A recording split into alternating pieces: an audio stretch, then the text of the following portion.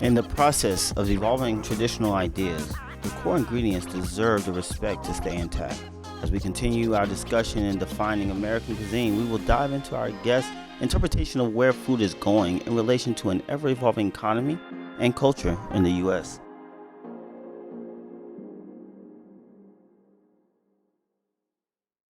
Picking up where we just left off, I think it was a good, Take a bite? Yeah, man, we should eat. I'm ready to eat, man. I'm ready to eat. Y'all should probably eat something now. I think it's a good time for you to take a bite of it. Like, you've been talking for like 20 minutes. I know what it tastes like. I made it. So it's the same every time? Basically. Come on, man. Consistency. What did I tell you earlier? Like, baby. This burger is actually a great example of kind of going into what we're saying. It's like, we all love our food. We talked about the origin behind it and everything else, and now we're in this place where there's American cuisine, and what is it? And what is it? And it's like how we each have our own definition of it.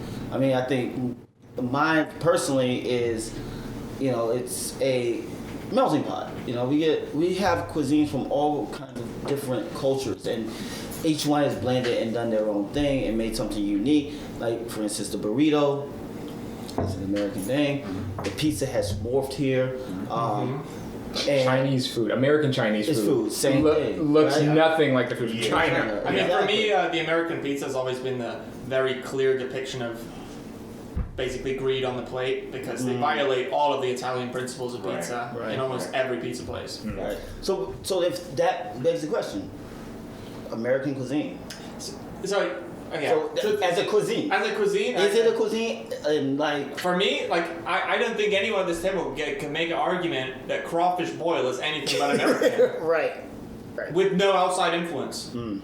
Now there are things in the bayou that have a French influence, right? But I mean, I don't know. You tell me, you're from the South. Yeah. Crawfish boil. Yeah. Is as American as it and gets. delicious. Yes. And is amazing. It is. And it's American. Yeah. It is very New Orleans too. Yeah. That's the thing about it. I'm going to actually take it much more to a local sort of analysis of that, because of your example. Is like the cool thing about like the food in New Orleans, that it's so very singular. Yeah. It's like when you said crawfish boil, immediately my mind goes to my own personal memories. But if you've had one, there's a certain way in which you can triangulate that back to a city. Yeah. Okay. That's only really, I think, a very New Orleans kind of thing in terms of, when we talk about American food, New Orleans in and of itself is just on a whole nother stratosphere. You know what I mean? In terms of just. This is why I was very curious what you said earlier, because you were talking about whiteness, but that is not white at all, and it's American at the core. Well, we have to be careful, because it's also, it's very French influence. Remember, the French own that Is part. the crawfish boil French influence?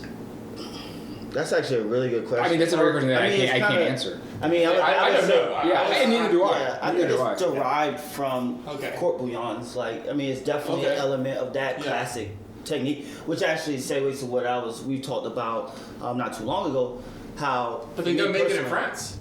No. But we're saying they're taking the French technique and they moved it into making an actual dish. Yeah. And I think we talked about that too when we said, for me, I was like, barbecue is a cuisine. Right. There's actually something associated. There's flavors. There's everything. However, barbecuing is also a technique. Grilling is a technique. Smoking is a technique. But these all get categorized in this thing of barbecue. And I'd also supplement that by saying, Dave Chang said this too. There are a few things that are quintessentially American. Right.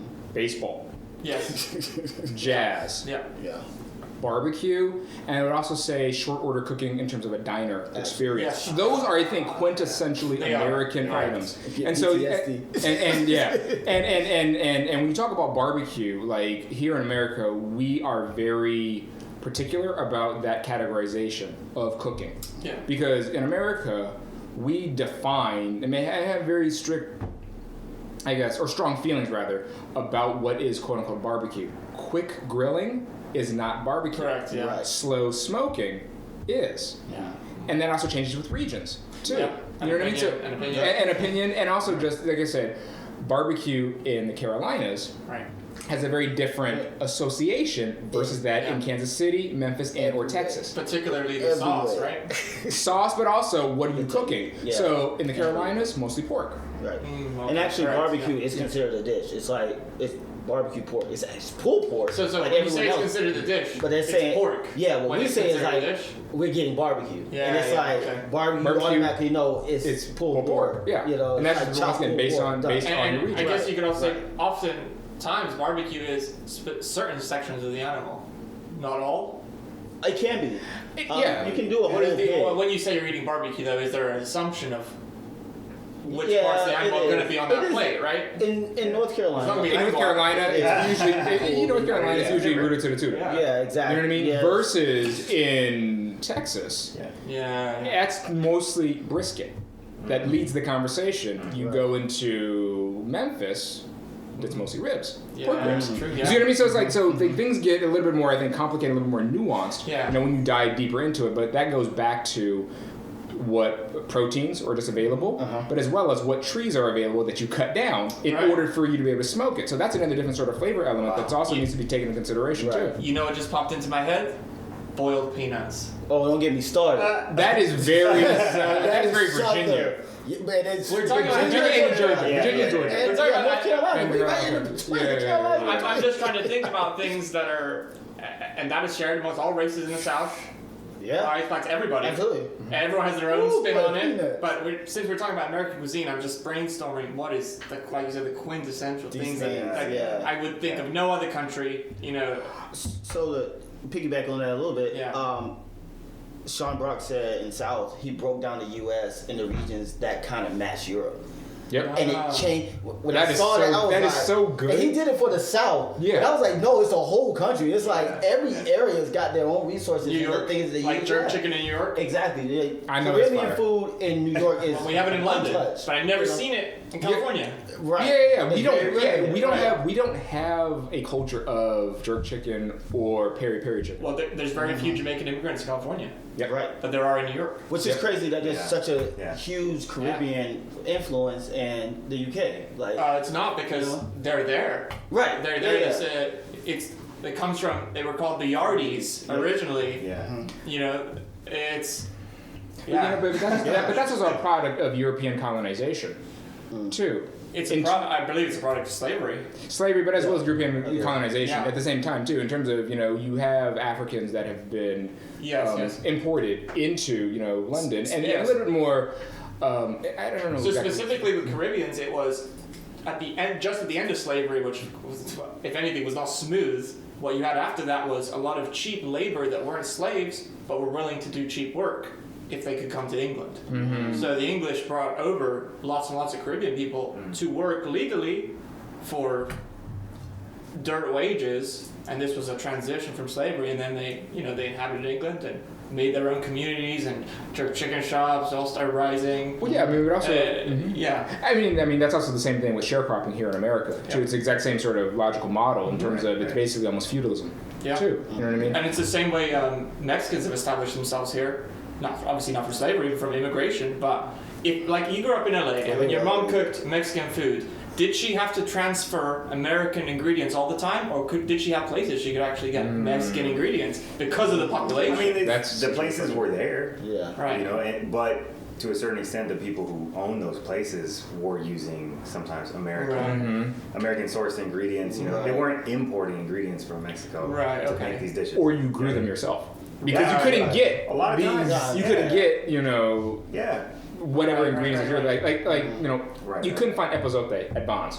Right. You still can't find epozote at Bonds. You wouldn't find a lot of stuff. Yeah. At Bonds. Yeah, It's yeah. just like, But they I just don't carry. I remember Right. being in Yeah. LA and noticing, like, there is a Mexican supermarket, you know. And they're great. And that is only there because of the population, and they built the 100%. food culture Absolutely, there, 100%. and Absolutely. there's an authenticity that can exist in a Yeah. foreign place when that's established. Like think in so. England, we have a lot of Muslims and Indian people, and they have their own stores. So if you're making a curry and you really wanted to go all out, Yeah. you could go and get the stuff imported from Bangladesh in London Yeah. because of the community, right? Right, and then once again with the British colonial Yeah, again, setup that's in yeah. India, that's the reason why you have that Yes. fluid sort of exchange. I think of a decent amount of India as well as cuisine as a place mark or as a it has a foothold in British cuisine. Do you know what the national dish of England is? Butter chicken. I feel like it's an Indian. Correct. So it was fish and chips growing up, Uh-huh. and when I was about 12, it became chicken curry. Curry. Wow. Yeah. So Okay. that is that in action. It's so much for the stereotypical white British man. Yeah. His go-to meal is chicken curry. You know what's funny though too? Like whenever I've seen like British shows on that get played out here in America, Yes. you tend to see lots of Indian people Yeah. on these shows. Yeah. And that's like, for me, it doesn't seem out of place in a way because I grew up around Indian people like my whole life. But it's different to American TV, Exactly. for sure. Exactly. People see that and they're like, "Oh, look at this exotic person," Yeah, or yeah. not from either But place. in England, but I got it. Like in England, that would just be another English person, Right. Of a different religion. Like when I went to high school, in my high school it was minority white, but majority was Muslim, Indian, Muslim, Bangladesh, different areas of India. That is British culture, is Islamic culture as well, without a doubt. And it's amazing to me in America. Islamic culture here is almost hidden, almost out of fear. Where people don't parade it because they shouldn't, for their own sake. And that's so different. I mean, that is so unbelievable. I mean, even the royal jewels in Buckingham Palace are stolen from India. The roots are so different, right? Right. Yeah. And that also goes back to how America treats race. Yeah. Fundamentally, is that there's a fundamental Yeah. hierarchy that we have here in America. White at the top. Yes. It's best to be white, worse to be black. I'm just gonna oversimplify it in Correct. that aspect. Right. Okay? And so when you have that hierarchy and you have that gradation, then you move into different issues of value. So when we go back to food, who's at the top? Right. Who's quote unquote at the bottom? Who gets to be exported? What gets to be exported? Like Dave Chang once said that a hamburger internationally has to be explained. Oh, yeah. Yeah. You said, but you put a bucket of fried chicken, everybody understands what that is. Yeah. Kind of a version of it. Yeah. Yeah, because you put chicken parts into some sort of flour, you put it into hot oil. Yeah. That is universal. One of the most Yes. common Yes. eaten dishes. Is fried chicken yeah. American? I think anybody can question I just wanted you guys to guess. It's an unanswerable question. Yeah. But when you think about fried chicken, I think Brian, you'll also agree with me, is that what happens when you intersect race with food culture in terms of assumptions. So the hideous, erroneous idea of black people and fried chicken. Yeah. When you cross those items, that is another sort of layer of complexity in terms of this conversation, because that's when you get into really sort of dangerous sort of quandaries in terms of, you talk about, and you can't politely talk about black people, fried chicken, and watermelon in the same sentence without it being a very derogatory type of tone. Yeah, exactly. But however, the early roots of this was that these were sources of entrepreneurialism for African Americans, that once it got seen that black people were literally being self-sufficient with selling these food items, they became demonized. Yeah. That's what they like. You know what I mean? And It so has a lot to do turned with power block, control of enterprise, Right. which Trying is to common in America. Take away the success. Yeah, I mean, turn even Turn it into something. Well, even if you think negative, about- right. one thing I've always thought with American food, because American food culture is amazing in many ways because of the variety that exists here. You can't deny that. But Right. for me, inevitably as a European, I could only call it this way, there is just a disrespect around the variety that doesn't exist elsewhere. Like it's, to me, Panda Express is a disrespectful business. But that's maybe a harsh opinion for a European, but that is how I feel, because I don't understand why you would get Chinese food from anything other than an authentic place. Right. Why you would feel the need to, or why there would be the existence of anything else. Nobody benefits from Panda Express other than Panda Express. Yeah, it was a Panda Express benefits a lot from it. But nobody else. But you know what? I think that the idea of Panda Express could also be interpreted as Panda Express's interpretation of what they think American food, or at least what they think of Chinese food, really is. So, I take this analysis from, lack of a better resource, Kill Bill, in which Kill Bill, in the movie, David Carradine's character is talking about Superman. What distinguishes Superman is that he doesn't have to dress up to become Superman. He already is Superman. what he does is he throws on Clark Kent to dumb himself down. That's his commentary on everyday man. Right. Now, when I take your probe in terms of looking at Panda Express, we're not at this. Number one, it's a business. So we have to do things that make money, you know. So that's number one that needs to be established. But then behind that, and then to kind of supplement that, is this our interpretation? This is our interpretation of what we think America will consume in order to make things profitable. Like, I only know orange chicken through Panda Express. I don't know of that in any other fast food Chinese spot. And then secondly of all, you know, there's this idea of authenticity that you had said.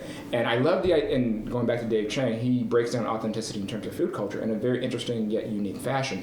He says, I hate authenticity when it's about copying.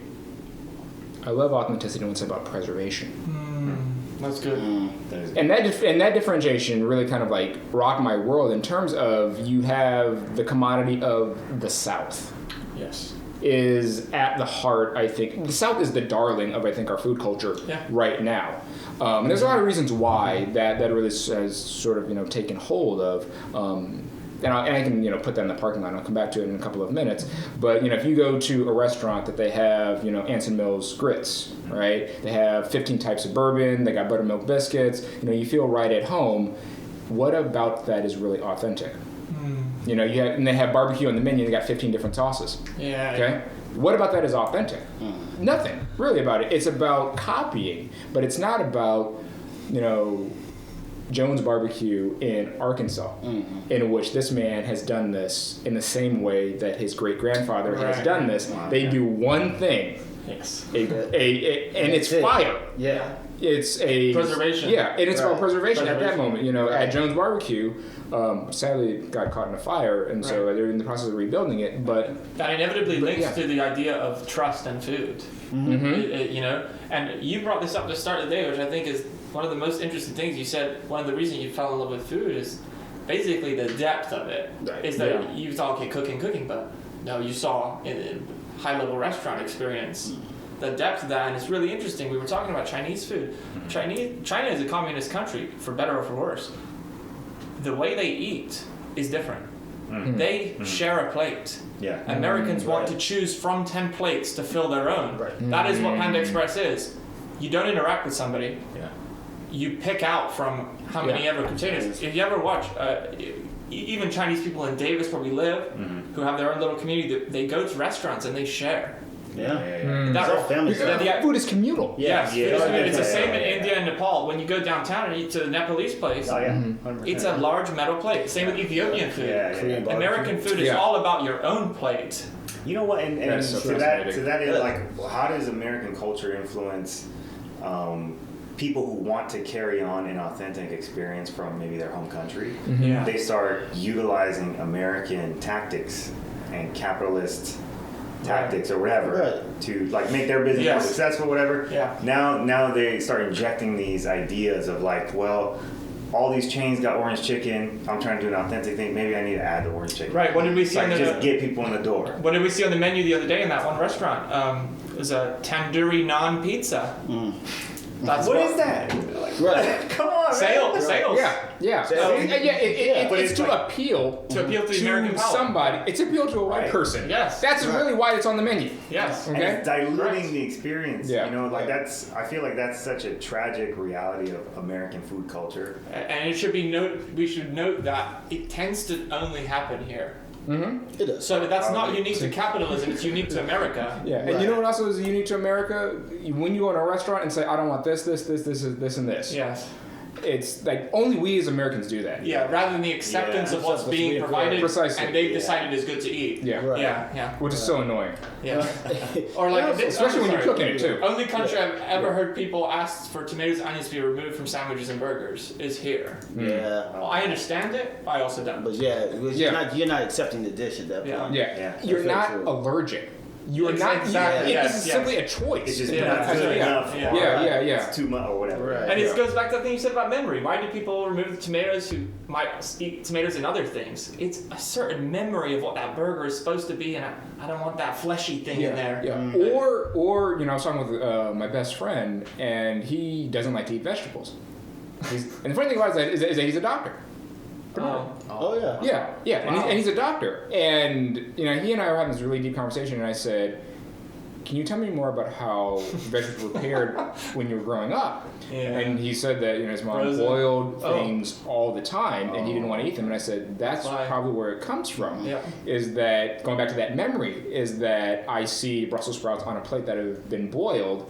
Every Brussels sprout moving forward, even though it might be the most amazing, delicious roasted Brussels sprout, which are absolutely delicious, it's going to go away from it because about that memory is that I had this perception. I have this perception that this is. I know I'm supposed to eat this, but I don't want to because I assume it's going to be gross. Right. And then so when the person removes all of the greenery from the burger and you get just cheese, bacon. You get this, which is going to be, I know, incredibly delicious, but from a nutritional standpoint, it's absolutely bankrupt, too. And not to say you should look for hamburgers to be your source of only fresh produce, but that idea of it is that this is American, too, is that also sometimes it's a lack of vegetables. That's so interesting because my girlfriend's vegan, and I've asked her about it, and it's not because she has an opinion on killing animals. Yeah. Because she said, I don't like the taste of meat. Well, I found that odd. Because I never heard usually vegetarians have a stance, a moral stance, and I understand that. But for her, it's not that at all. And I asked her, how do you not like, have you ever had a very good, I'm thinking, how do you not like Wagyu? How does that not melt in your mouth? So, But she told me that she grew up, she was poor, and her mother used to boil Foster Farm chicken. Oh. And that's all she thinks of chicken. And it's a hard sell after that. So So the memory is a big deal. Memory it is. It really is, and I think like that kind of goes into the next question of this is like, is your exposure limited to what you can afford? Because in the reality, as we're all sitting here at the table, there's a weird line that's blurred. Like, we can talk about incomes, but you're a student. So we already know what kind of category you're in, but your exposure in Europe and the U.S. has put your food variety up above the roof. Would we all agree with the position that knowledge is more important than income when it comes to food? I would agree. I think with the argument kind of being that vegetables aren't known to be expensive per se. Right. But no one knows how to cook anymore. Correct. And they didn't know how to cook before. They were like, instead of can, it's $2. Like I can get 8 of these cans here. And do people know how to stretch food? Because that's a whole other skill. That's another stuff. I think the knowledge thing is really key. It is to experience, having more experiences. Right. But at the same time, money. Okay. So from my experience, we had very cheap, very limited set of things that we ate when we were younger. When I had my first experience going to like a friend's house who had different types of foods, I latched on to it so much because it was it was different, completely different from what I could have.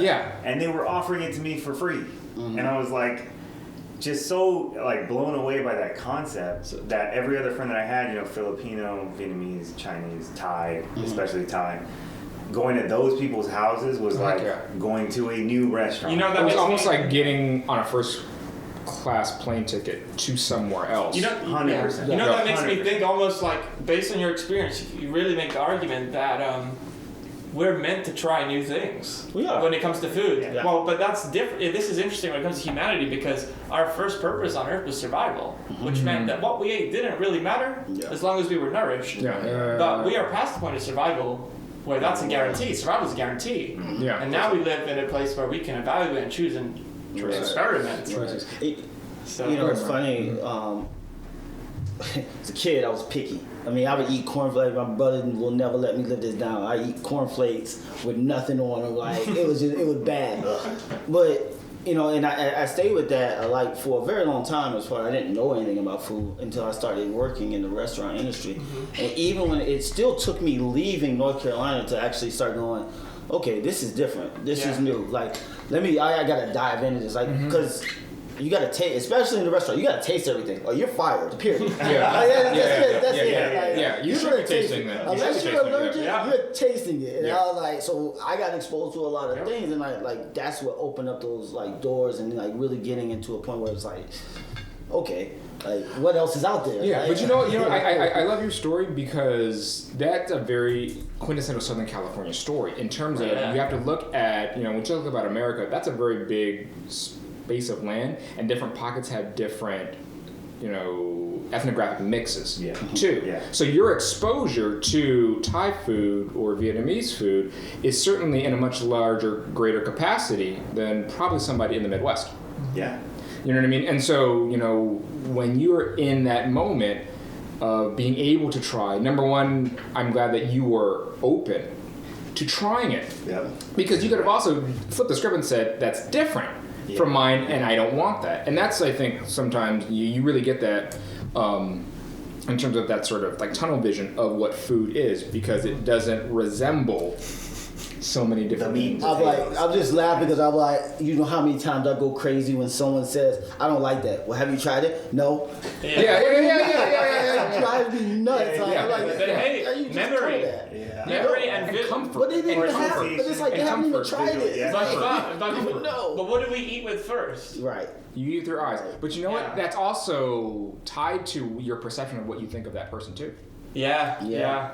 I don't like this person, so I'm not going to eat your food. Your food stinks. Right. Like, I don't want that anywhere near my house. You know what I mean? And so, like, that's going back to that idea of race and food. It really begins to overlap because once again, you're making those value judgments. Yeah. If Bryan take it over now.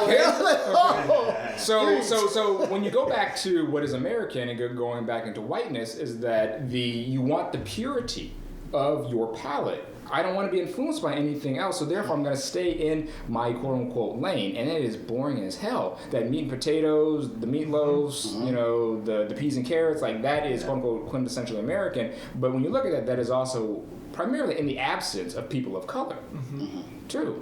So that's another thing. So you're saying good food didn't get here until other colors got here? Period. I mean, other cultures. I guess nobody got here until somebody else got here.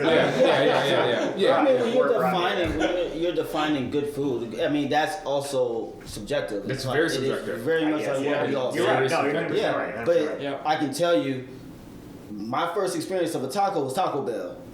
Then I got to LA and I was like, oh no, that's a taco. Like Pasta. Exactly. Yeah, my first experience with pasta was out of a box. Then it came out of a blue or some box. It was always dirt cheap. The first time I had handmade pasta, I was like, blow your mind. I've been lied to my whole entire life. It's the difference between having fresh squeezed orange juice and drinking Sunny Delight. Yeah, my impression of pasta is you boil it. For me, pasta is for me pasta. As growing up non-chef is a box of pasta that you cook in 10 minutes. And it's ragu and canned bottled Parmesan. And you just pour it on top. And if you're lucky, there's some oregano sprinkled on. That's a home pasta for the non-chef. Right. But in Italy, they would slaughter you. Of course. I mean, number one, pasta's made, but as well as it's sauced.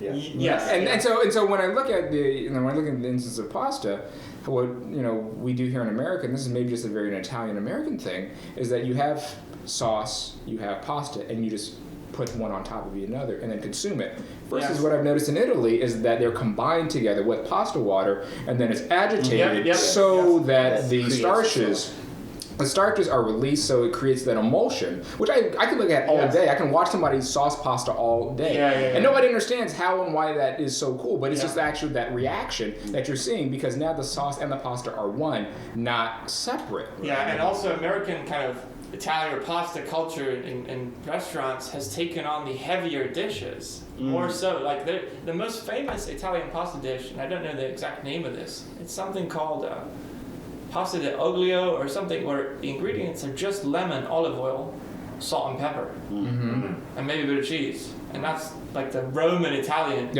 original pasta. I know that. I forget the name.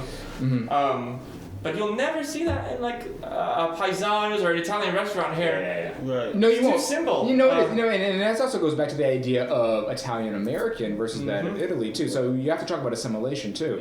Because to take a step back, Italians were also treated as an ethnic other for a very long period of time. And it wasn't until probably the early part of like the 1900s, moving into that, in which Italians moved on over into being categorized as being white. So like there's a really great book by a man named Crescendu Ray who teaches at NYU in the Food Studies department, and he's the one who has actually categorized how and why and when Italian food moved into fine dining, into haute cuisine. It's the first quote-unquote ethnic cuisine to move on over into those ranks, primarily because of the fact that they're white, too. But for a very long period of time, they were outside of everybody else. Right. Eventually, they got pulled in, more so in the face of, hey, at least we're not black. Right. As a visitor to America or an immigrant, my impression is that if I wanted authentic Italian food, my best and perhaps only chance is New York. Honestly. And Chicago. Because immigrants or San Diego. Chicago. Yeah. San Diego with Little Italy. Well, I guess, Philly that's my too. assumption. Right. Philly's a great place. I know that New York is great. the only area in America that has any sort of awareness about pizza, the Italian, because we have the deep dish and these adaptations, but the Italian margarita is a special thing. And it's so good. But it's not done here. It is not done here. Oh, no, the margarita pizza. Yeah, you probably had it. The best not way the to put drink. it. Not the drink. No. Yeah. The margarita pizza is a pizza with no toppings other than cheese and tomato that will taste better than most American pizzas. Yeah. And that really screens back to what you always harped on to me about as a chef, is that the most mistakes chefs make is when they avoid simplicity. Right. Yeah. When you get anything away from the perfection of simplicity, you might be making a mistake. Yeah, precisely. And that's one of the great things about Italian food is that it's ingredients first, technique second. Relies on that simplicity. Yeah, in terms of this tomato is absolutely perfect. I don't have to do a whole lot to it. The more that I work with, the more that I manipulate it, the worse it actually finally becomes. Right. So when you have 5 ingredients on a plate, it's amazing. You know what I mean? So it's like when we talk about mac and cheese, another thing that I often think about when you talk about mac and cheese is cacio e pepe. Exactly, yeah.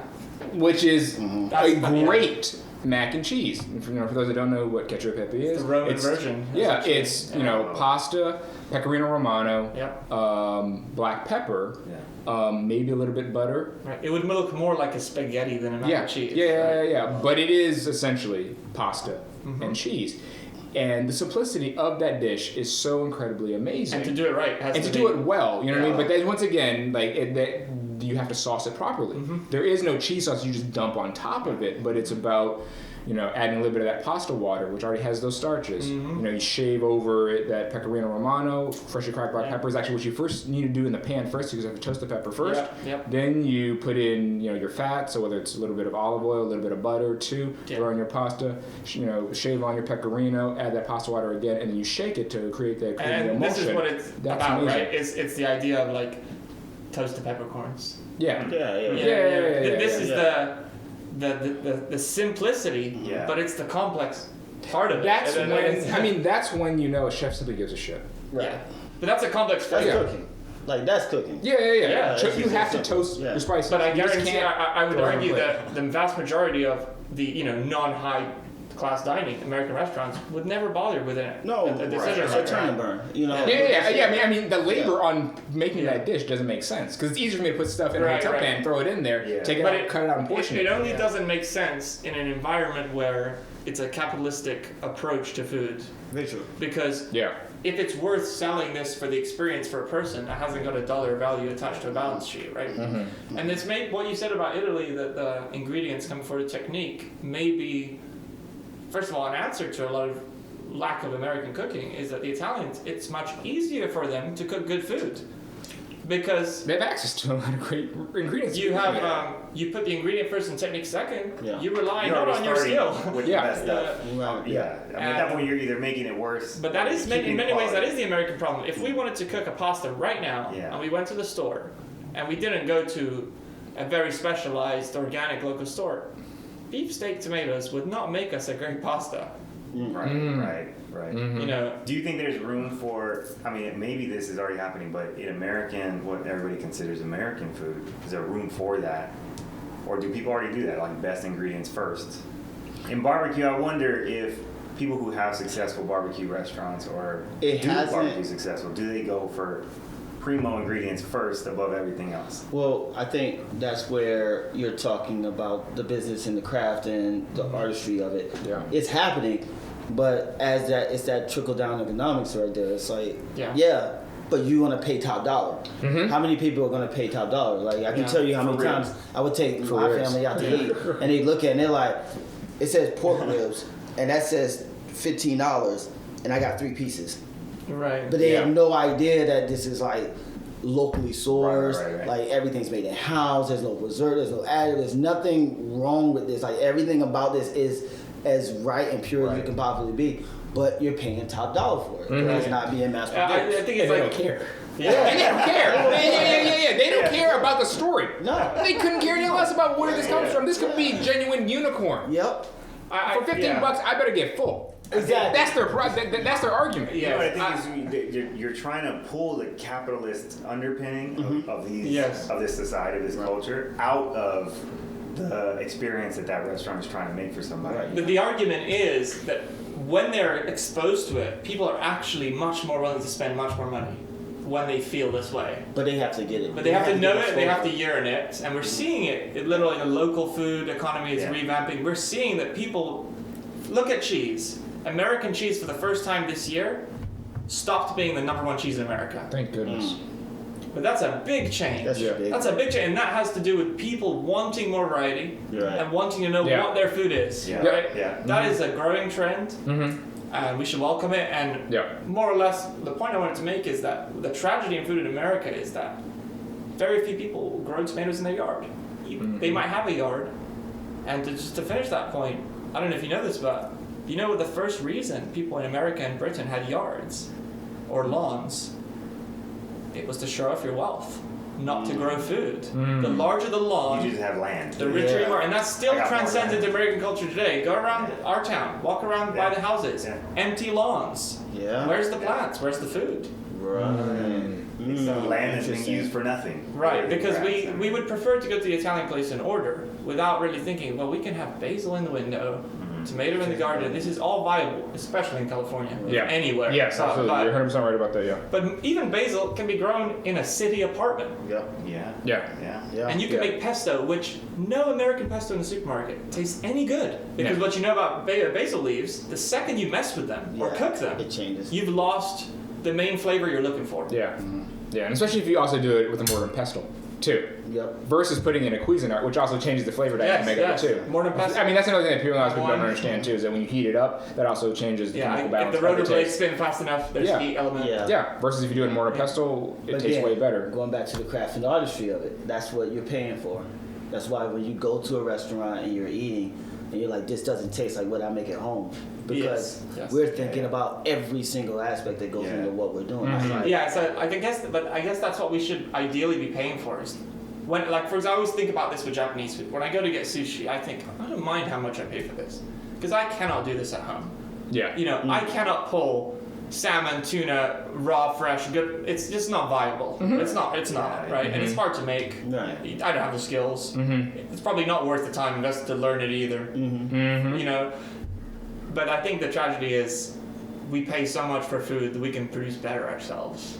And we, like you said about the capitalist element earlier on, it's they decide what your expectation and the portion size and what a burger is. McDonald's has decided for a lot of people. And in fact, it's barely food.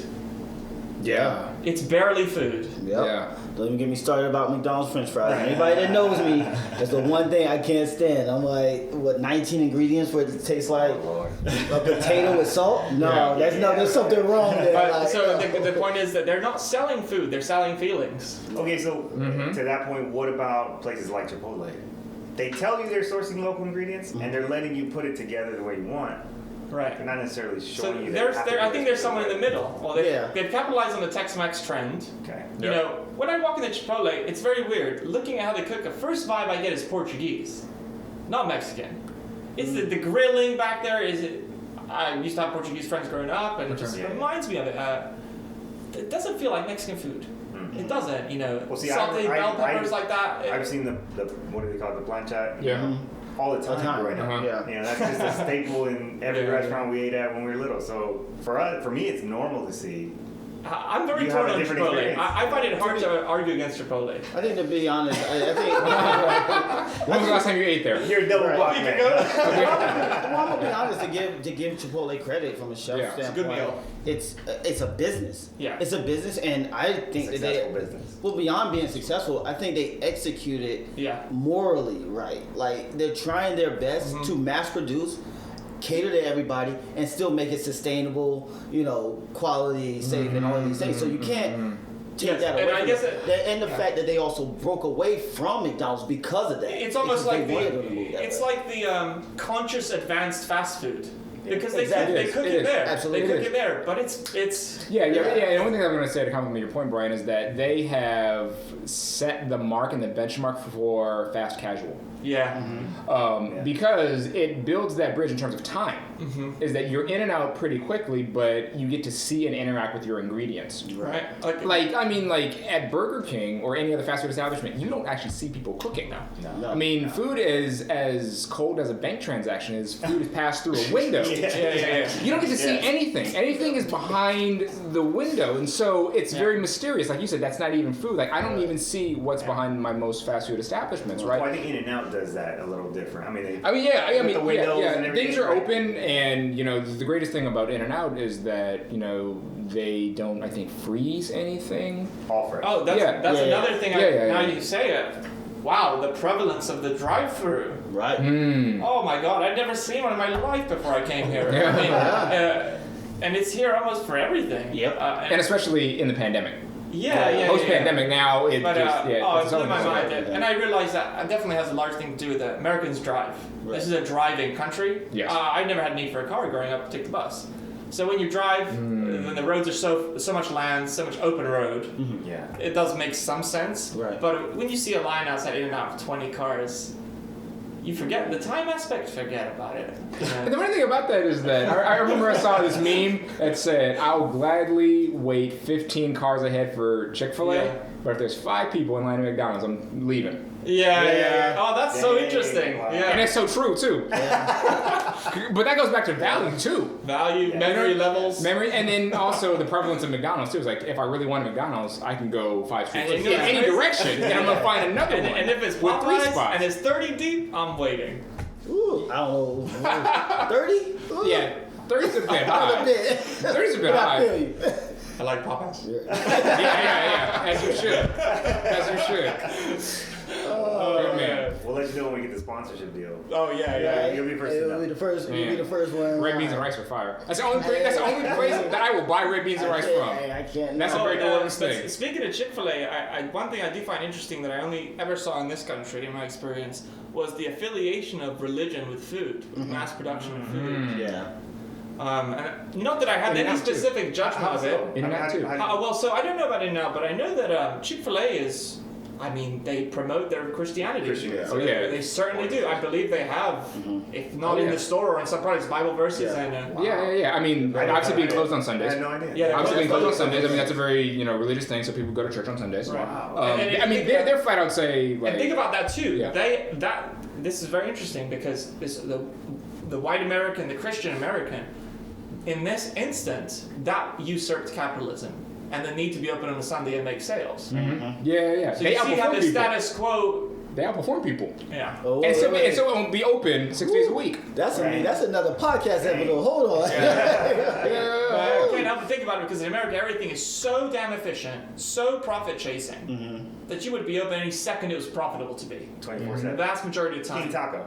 24/7. Which is great too. Oh, man.